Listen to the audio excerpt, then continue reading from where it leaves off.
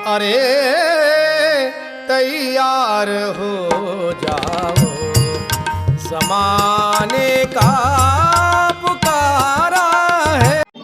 आणि आजच्या आदर्श वडील सोहळ्यानिमित्त उपस्थित माझे सर्व मित्र गुरुजन तसेच मान्यवर ना माझा जय गुरु.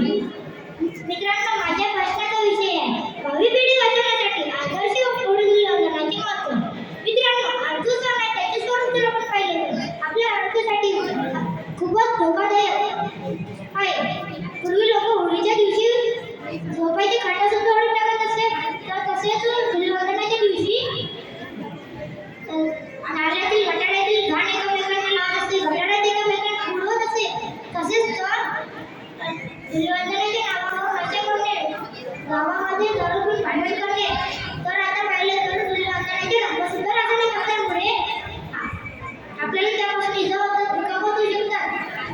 आपण अशा रंगाने होळी खेळली पाहिजे का? आहे ना? राष्ट्रगाते म्हणतात की घराजवळील पेड़ जाळून त्यांची होळी करावी. आपण आता पाहतच आहे की घराघरामध्ये दारूचे प्रमाण वाढतच जात आहे.